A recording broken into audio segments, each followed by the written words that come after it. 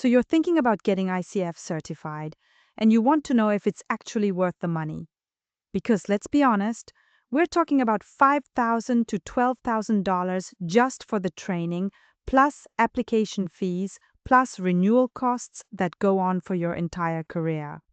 That's a serious investment, and the short answer is it depends on who you're coaching. If you're going after corporate clients and executive coaching contracts, yes, ICF credentials matter a lot. But if you're a life coach or wellness coach working with individual clients, you might not need them at all. In this video, I'll break down exactly what ICF certification costs, what real coaches say about it, and how to decide whether it's the right move for your coaching business. So let's start with the basics. ICF stands for International Coaching Federation, and their certification is probably the most recognized coaching credential in the world. It's basically a stamp that says you've completed accredited training, logged real coaching hours, and passed their evaluation. There are 3 levels.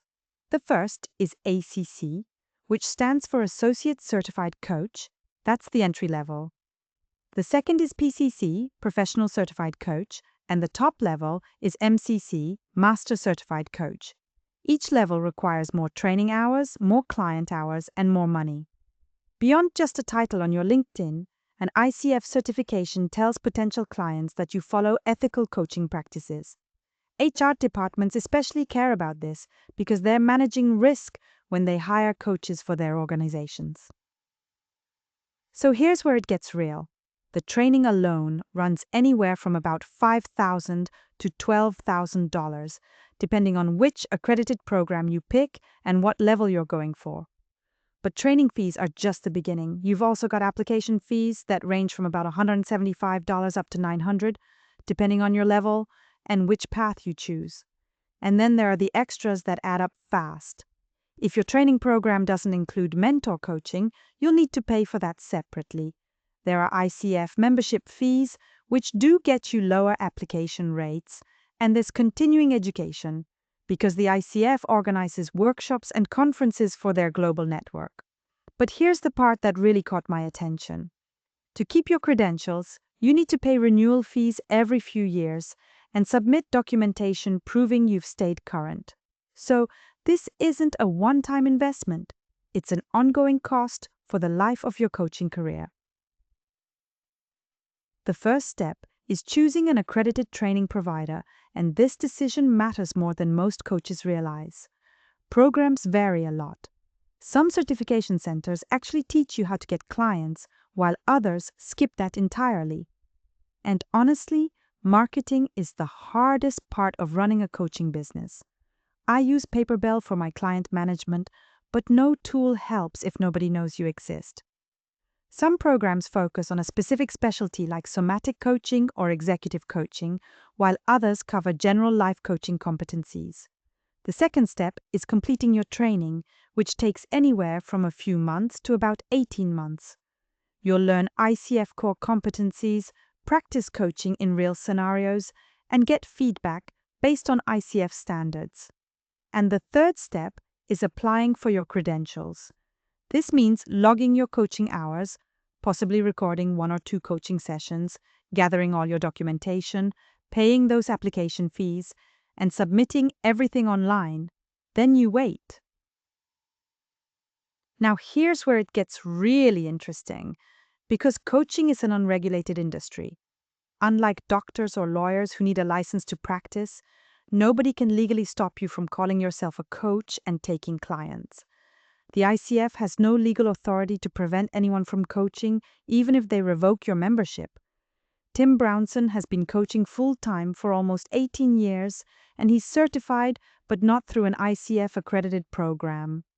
He says something I think every coach needs to hear.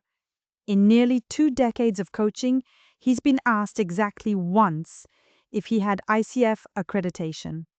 And that person hired him anyway, even though he didn't. Now that doesn't mean training doesn't matter. Tim spent over $25,000 on coaching training in both the UK and the US because good training builds your confidence and makes you a genuinely competent coach. The training itself is valuable. The question is whether you need those 3 specific letters on your resume. But Tim also points out something crucial about the corporate world. When he worked with HR departments, they absolutely wanted to see certificates and proof of competency. HR departments exist to manage risk, and they're not going to roll the dice on someone who sounds credible but has nothing to back it up, especially when another candidate has MCC after their name. So if executive coaching or business coaching with corporate clients is your target market, those credentials carry real weight.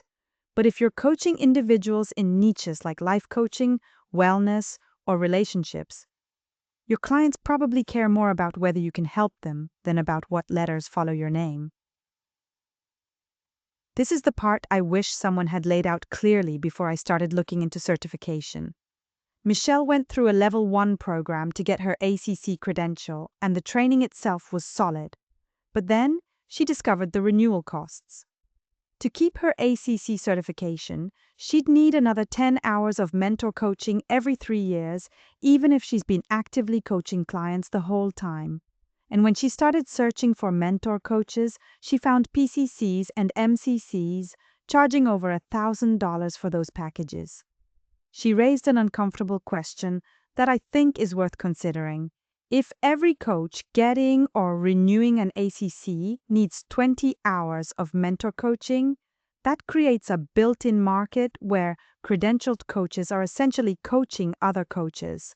And she wondered how many of those mentor coaches actually have thriving practices with real clients versus making most of their income from the credentialing ecosystem itself. To be clear, she didn't question the quality of her training, and she still completed her initial certification. Her concern was specifically about whether the renewal process creates inflated costs through a system that mainly benefits coaches who coach coaches. But here's the flip side, and I think this matters just as much. Not every coach who gets ICF certified does it for the credential alone. Jim Livingstone, an ICF certified executive coach, wrote about how the process gave him something he didn't expect, a real confrontation with his own bad habits. He said one of the hardest parts of the journey was accepting all the things he was doing wrong. He realized he'd been coaching the problem and not the person, and that awareness fundamentally changed his approach. For him, the certification wasn't just about the letters, it was about the growth that happened during the process. And that's something worth thinking about. In a field where most of us work alone, the structured training, the mentorship, and the network of fellow coaches can be genuinely valuable. So here's how I'd think about this decision. Ask yourself 3 questions. The first question is, who are your clients?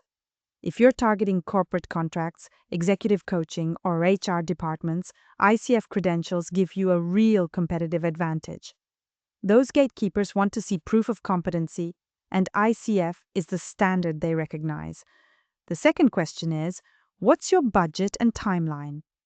If $5,000 to $12,000 plus ongoing renewal costs would stretch you too thin right now, you might be better off investing in good non-ICF training and starting to coach sooner. You can always get credentialed later. And the third question is, what do you actually need? If it's the skills and confidence that come from rigorous training, there are multiple paths to get there. If it's the specific credential for credibility with a certain audience, then ICF is hard to beat. The coaches who seem happiest with their decision are the ones who went in with clear eyes about what they were getting and what it would cost them over time. And once you start coaching, having a simple setup matters. I built my coaching website on Paperbell, and it handles everything from booking to payments in one place. Now, regardless of whether you go the ICF route or not, you still need the business side handled. I use Paperbell to run everything. My packages, scheduling, payments, and my coaching website all live in one place. It takes all that admin work off your plate so you can focus on actually coaching. You can set up a free account and try it out. There's a link in the description below.